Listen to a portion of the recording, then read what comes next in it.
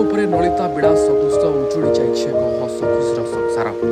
ଆମେ କହୁଛୁ ବାଲେଶ୍ୱର ଜିଲ୍ଲା ଖନ୍ତାପଡ଼ା ଅନ୍ତର୍ଗତ କସବା ଜୟପୁର ବଳଭଦ୍ରପୁର ଶାସନର ରଘୁନାଥ ପାଣିଙ୍କ କଥା। ବୟସ 55 ବର୍ଷ।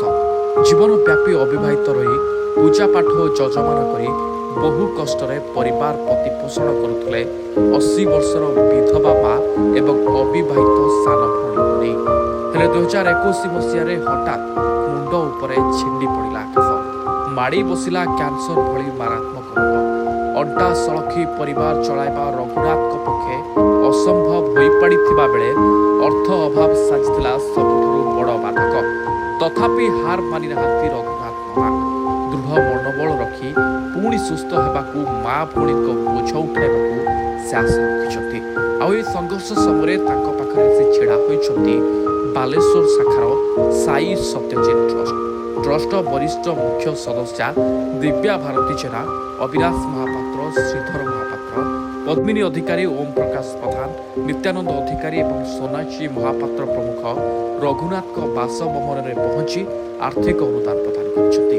ଏହା ସହିତ ଆଗାମୀ ଦିନରେ ମଧ୍ୟ ପରିବାରକୁ ସମ୍ପୂର୍ଣ୍ଣ ସହଯୋଗ କରିବାକୁ ଟ୍ରଷ୍ଟ ପକ୍ଷରୁ ପ୍ରତିଶ୍ରୁତି ଦିଆଯାଇଛି। ରଘୁନାଥ ନନାଙ୍କ ଜୀବନ ବଞ୍ଚାଇବା ଏବେ ସମାଜର ସହଯୋଗ ଆବଶ୍ୟକ।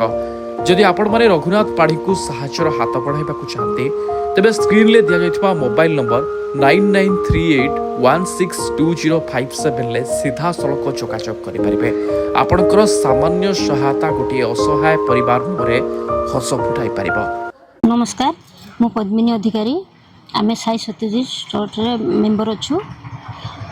आमे आज जयदेव कस्बा जाइथिलु तो सेठी जने भाई अछंती से बहुत माने कैंसर रे पीड़ित, खाଇବା ପାଇଁ पाउनाहांती, मेडिसिन पाउनाहांती। ସେଥିପାଇଁ ଆମେ ଟିକେ ତାଙ୍କୁ ସହଯୋଗର ହାତ ବଢ଼ାଇବା ପାଇଁ ଯାଇଥିଲୁ ଆଉ କିଛି ଦେଇକି ଆସିଲୁ ତାଙ୍କୁ। ଆମେ ଚାହୁଁଛୁ କି ଅନ୍ୟମାନେ ବି ହାତ ବଢ଼ାନ୍ତୁ ତାଙ୍କ ପାଇଁ, କିଛି ତାଙ୍କୁ ଦିଅନ୍ତୁ ସାହାଯ୍ୟ। ଦେଲେ ସେ ଟିକେ ସାହାଯ୍ୟ ପାଇଲେ ତାଙ୍କ ଘରର ମାନେ ବହୁତ ତାଙ୍କର ମାନେ ଜମି ଜମା ବି ବିକ୍ରି କରିଦେଇଛନ୍ତି, ନାହିଁ କିଛି। ଆଉ ମା ବୁଢ଼ୀ ମା ଭଉଣୀ ଗୋଟେ ଅଛନ୍ତି ବିଧବା, ମାନେ ତାଙ୍କ ଚଳିବା ପାଇଁ କିଛି ନାହିଁ ତାଙ୍କର। ତ ଆମେ ଚାହୁଁଛୁ ସମସ୍ତେ ଟିକେ ସାହାଯ୍ୟ କରନ୍ତୁ। ଆମେ ଆଜି ଯାଇଥିଲୁ କସବା ଜୟପୁରର ରଘୁନାଥ ପାଢ଼ୀ, ସେ ଜଣେ କ୍ୟାନ୍ସର ପେସେଣ୍ଟ। ଆଉ ତାଙ୍କ ପରିବାର ଖାଇବା ପାଇଁ ପାଉନାହାନ୍ତି, ମେଡ଼ିସିନ ସେ ଟିକେ ବି ମେଡ଼ିସିନର ଅସୁବିଧା, ଟୋଟାଲ ମେଡ଼ିସିନ କିଣିବା ପାଇଁ ପଇସା ବି ତାଙ୍କ ପାଖରେ ନାହିଁ। ଆମେ ଯାଇଥିଲୁ କିଛି ତାଙ୍କୁ ସାହାଯ୍ୟ ସହଯୋଗର ହାତ ବଢ଼ାଇବା ପାଇଁ। କ'ଣ ଉଦ୍ଦେଶ୍ୟ ରହିଛି ଆପଣଙ୍କ ସଂଗଠନ? ଆମ ସଂଗଠନର ଉଦ୍ଦେଶ୍ୟ ହେଉଛି ବେସିକାଲି ହେଉଛି ଶିକ୍ଷା, ଯେଉଁମାନେ ଶିକ୍ଷା ପାଇପାରୁନାହାନ୍ତି, ଗରିବ ଶ୍ରେଣୀର ପିଲାମାନେ। ଆଉ ସ୍ୱାସ୍ଥ୍ୟ କ୍ଷେତ୍ରରେ ବେଶୀ ଆମେ ପ୍ରାୟୋରିଟି ଦେଉଛୁ। ଯେଉଁମାନେ ଅବହେଳିତ ହେଉଛନ୍ତି ସ୍ୱାସ୍ଥ୍ୟ କ୍ଷେତ୍ରରେ, ବାହାରକୁ ଟ୍ରିଟମେଣ୍ଟ ହେବା ପାଇଁ ଯାଇପାରୁନାହାନ୍ତି, ଔଷଧ ପାଇପାରୁନାହାନ୍ତି, ଆମେ ସେ କ୍ଷେତ୍ରରେ ବେଶୀ ପ୍ରାଧାନ୍ୟ ଦେଉଛୁ। ମୋ ନାଁ ଓମ୍ ପ୍ରକାଶ ପ୍ରଧାନ। ଆମର ଆଜି କାର୍ଯ୍ୟକ୍ରମ ଥିଲା, ଆମେ ଯାଇଥିଲୁ ଜୟଦେବପୁର କସବା ବଳଭଦ୍ରପୁର ଶାସନ, ଯିଏ ସେଠି ଅଛନ୍ତି ଆମର ଜଣେ କ୍ୟାନ୍ସର ରୋଗରେ ପୀଡ଼ିତ ରଘୁନାଥ ପାଢ଼ୀ ବୋଲି। ତାଙ୍କୁ ଆମ ସାଇ ସତ୍ୟଜିତ ଟ୍ରଷ୍ଟ ତରଫରୁ ଆମେ ଯାଇଥିଲୁ ତାଙ୍କୁ କିଛି ସହାୟତା କରିବା ପାଇଁ। ଇଭିନ୍ ଆମ ବାଲେଶ୍ୱର ଜିଲ୍ଲାରେ ଏମିତି ବି କୌଣସି ଟ୍ରଷ୍ଟ ଅଛି ଯେଉଁ କିଛି କାର୍ଯ୍ୟକ୍ରମ ଯେଉଁ ସାଂଗଠନିକ ଅଛି, ସେ ତାଙ୍କୁ ଆମେ ଅନୁରୋଧ କରୁଛୁ ସେମାନେ ବି ଯାଇକି ସେଠି ସାହାଯ୍ୟର ହାତ ବଢ଼ାନ୍ତୁ।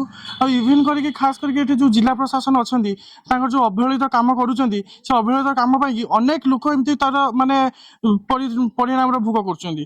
ଜିଲ୍ଲା ପ୍ରଶାସନର ଯେଉଁ ଇମର୍ଜେନ୍ସି ସେକ୍ସନ ଅଛି, ତାଙ୍କୁ ରେଡ୍କ୍ରସ ଫ୍ରଣ୍ଟରୁ ମାନେ ଏପର୍ଯ୍ୟନ୍ତ ତାଙ୍କୁ ମାନେ ତାଙ୍କର ଯେଉଁ ସହାୟତା ଏପର୍ଯ୍ୟନ୍ତ ମିଳିପାରୁନି। ମାନେ ଅଲରେଡ଼ି ଗୋଟେ ଲୋକ ତାର କିଛି ନାହିଁ ଚଳିବା ପାଇଁ, ତାକୁ ଜିଲ୍ଲା ପ୍ରଶାସନ ମାନେ ଅବହେଳା କରୁଛି। ଆଜି ମୁଁ ଆପଣମାନଙ୍କ ଜରିଆରେ କହିବାକୁ ଚାହୁଁଛି କି ଜିଲ୍ଲା ପ୍ରଶାସନ ଏହାକୁ ତୁରନ୍ତ ଆକ୍ଷେପରେ ନିଅନ୍ତୁ ଆଉ ନିଜେ ଜିଲ୍ଲାପାଳ ଯାଇ ଏହାର ତୁରନ୍ତ ସମାଧାନ କରନ୍ତୁ। ସାଇ ସତ୍ୟଜିତ ଟ୍ରଷ୍ଟର ଉଦ୍ଦେଶ୍ୟ କ'ଣ ରହିଛି? ଆମ ସାଇ ସତ୍ୟଜିତ ଟ୍ରଷ୍ଟର ଉଦ୍ଦେଶ୍ୟ ହେଉଛି ପ୍ରଥମ କରି ମୂଳ ଲକ୍ଷ୍ୟ, ଯେଉଁମାନେ ଅତି ନିହାତି ଗରିବ ଆଉ ନିହାତି ପିଲା ପାଠ ପଢ଼ି ପାରୁନାହାନ୍ତି। ଆଜି କେବଳ ବାଲେଶ୍ୱର ଜିଲ୍ଲା ନୁହେଁ, ସାରା ଓଡ଼ିଶାରେ କୋଣ ଅନୁକୋଣ ଏଭଳି ଯେଉଁଠି ବି ସିଚୁଏସନ୍ ଅଛି, ଆପଣମାନେ ଆମକୁ ଯୋଗାଯୋଗ କରିପାରିବେ। ଆମେ ଆପଣମାନଙ୍କୁ ସାହାଯ୍ୟର ହାତ ବଢ଼ାଇ ପାରିବୁ। ବାଲେଶ୍ୱରରୁ ଚନ୍ଦନ କୁମାର ପାଣିଗ୍ରାହୀଙ୍କ ରିପୋର୍ଟ, ଅଭୟ ନ୍ୟୁଜ୍।